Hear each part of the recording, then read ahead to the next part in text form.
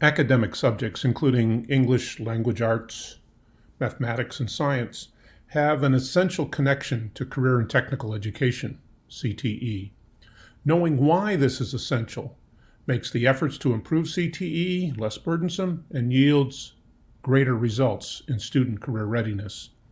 Academics and CTE is often discussed in the context of diploma requirements and state tests. But the underlying reasons why academics are so important is about creating high quality, more rigorous, and relevant CTE. Academics connecting with CTE is partly driven by the technical complexities of an ever-changing workplace. Workers today change jobs frequently, and even within a career, the skills change, requiring continuous learning. The technical skills needed for most jobs today require strong literacy, problem solving, and computational skills. Workers today need to be prepared to continually adapt to new technology and to learn new skills. The workplace is dramatically different from a time when learning a technical skill while still in school might last you a lifetime. CTE is about learning to do things, repair, design, build, grow, care, or make.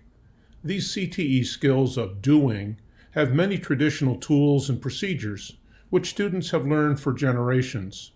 In a different era, when a CTE student acquires a new skill, there was an assumption that that physical skill would allow them to be productive far into the future. A physical skill such as sanding and finishing a piece of wood is a simple example some of us learned a long time ago in shop. Students could continue to practice and refine that skill without inclusion of additional academics. However, what happens when the tools change or the construction materials change to plastic or metal? How does the craftsman solve those problems and adjust to change? This is where communication, problem solving, and even science helps the person adapt. Today, CTE must introduce technical skills, but elevate learning to higher levels of rigor by preparing students to be able to adapt to change.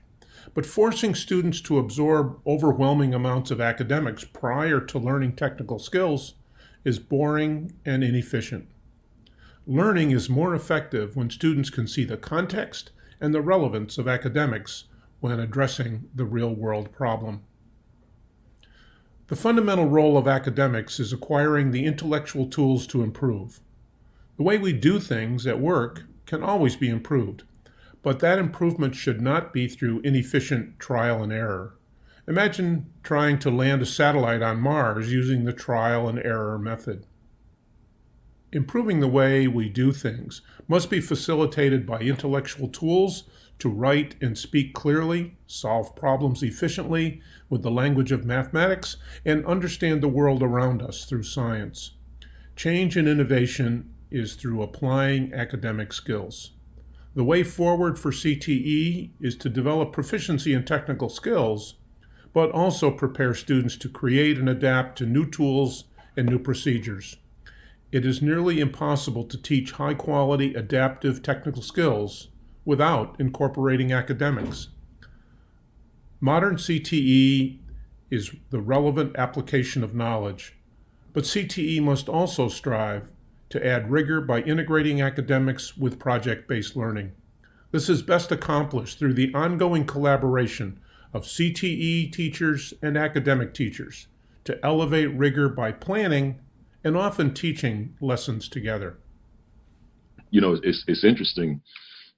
Whenever I'm asked to present at a CTE conference, it's always an honor for me, because when I think about my 21 years in public education, 14 of those years in leadership, in principal leadership, 6 of those years, my remaining 6, I was in K-12 schools, and in 2005, a school district started recruiting me.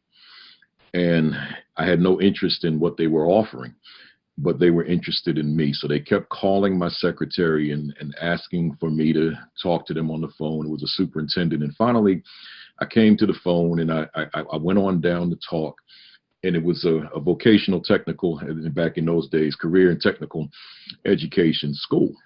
And I said, okay, I'll take it. And as I thought about it, you know, I have a background in African-American history. And I thought about the two individuals, W.E.B. Du Bois and Booker T. Washington. For those of you that know their work and their philosophy, I saw the school and I saw the opportunity for me. Although the school had been there forever, you had this new principal in the building with this African-American history mindset. And I said, this is the best of both worlds. And I never realized it.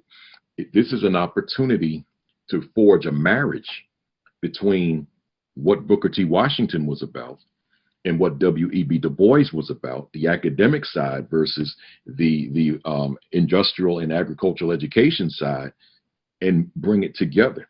This was the lowest performing school in the district. It had vast issues and problems. And in 4 short years, it was recognized by U.S. News and World Report for 3 consecutive years as one of America's best high schools, with achievement scores at 100% proficiency, coming from 29% in math and 31% in language arts. And, you know, there's a lot of reasons as to why that happened. But at the core was this marriage that I'm referring to, this focus on the academics, but this other focus on the career technical side, and just a complete transformation of a school, a low performing school, that becomes a high performing school with the same population of young people. So it's all doable, it's all possible, but the right structures have to be in place. For some students, it takes a lot of concentration equals 6 to get a good grade in math class. Like a year ago, I never really looked forward to math. Anna Carballo is a freshman at Green Mountain High School and is taking a unique class that teaches math skills that apply to the real world. Algebra could turn into like variables, like you don't know how many t-shirts you're gonna sell, so you need to figure out how many you have to sell so you can make a profit. She's part of a class called Amped on Algebra. Amped actually originally stood for Algebra 1, Manufacturing Processes, Entrepreneurship and Design. A class that combines math. This is kind of like T-shirt HQ. With the hands-on experience of running a t-shirt printing business. Oh, it costs this much per shirt. It costs this much to decorate that shirt. We can sum those two costs. And so then we do that, and then we can actually tie the math side into it to find a break-even point if we price it out at a certain amount to sell it. Alex Atkinson is the founder of the program that teaches about business analysis and bottom lines. He says all the profits go back to the students. That it goes to kids' projects. You know, they all make their own shirts, designs, things like that. It goes in to fund that. And then it also can help us maintain and expand equipment. So we're gonna use different images. Carballo says now she's using math and applying it to something fun. And I think I've learned more in this class. So she can focus her attention on what's next after high school. I kind of took this class knowing that I wanted to go into business anyway. For next. But just learning more about business has really established the fact that I really want to do that. I'm Byron Reed. Nice lesson. Atkinson says the AMPed program is in 9 schools in the Jeffco district. The largest roadblock, I think, is changing the paradigm of academics being separated from career and technical education. We have been so siloed in the past, and when we bring them together, sometimes it's a little bit uncomfortable. It's new. But I think once the teachers started to work together, I think it brought about a whole new way of learning and brought more excitement because they were working together. And so the kids were excited and the teachers were excited. Sometimes everything is so separate that we don't see it blended together. It's like a recipe. You know, sugar is fine by itself, and flour is not so great by itself, but once you put them together, you make some great cookies. I think we have to get away from the crossroad of the core instructors, the Common Core instructors for English, math, and science, that they live in their own little world, and we live in our own world. I think we have to be able to put that aside, and we're teaching students to go into the workplace or off to college, and that we're doing that together. And what we have, I think, are multiple pathways. I think a purely academic pathway for part of your educational career is important, and I think that there's always going to be need for education no matter what you do, whether it's in career and technical education or if you're going to go on to be a school teacher. But I think that we have to come to the table and we have to agree that no matter what we do, we're looking at the picture for students and for our communities as a whole.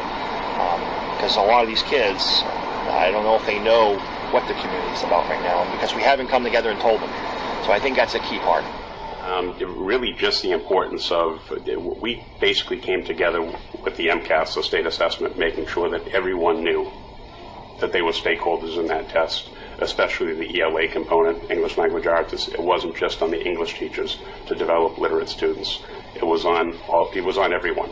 Math, science, and social studies, but again, also the CTE areas. So CTE areas work, again, on speaking and listening, public speaking, presentations, but they also work on doing open response questions on informational texts that they read. And that had a profound impact on our MCAS scores. I would try to utilize all the other subjects in the school to, help my students either, for one, take that subject and bring it into my ag classes, or bring those teachers into my classes and say, this is the importance of these types of math skills in agriculture, and this is the really important reasons why science, is involved in agriculture as well. The minute the kids tell you what it is they want or they need, you've got to be ready to give it to them. Because if you're not ready to give it to them, you lose the kids' interest, and they go right back to where they were, 2 or 3 days earlier, where they're not excited as much. So you have to keep that right out there in front of them all the time. And it takes a lot of planning to do that, I think. It takes a lot of energy from the staff as a whole. If you do it together, it becomes a lot easier. Part of Skills USA is that the students, teachers, and business and industry work together. So the teachers need to be able to work together and part of the teamwork. And what we show our students to do is we always have them do teamwork, but we also need to display the teamwork for the students.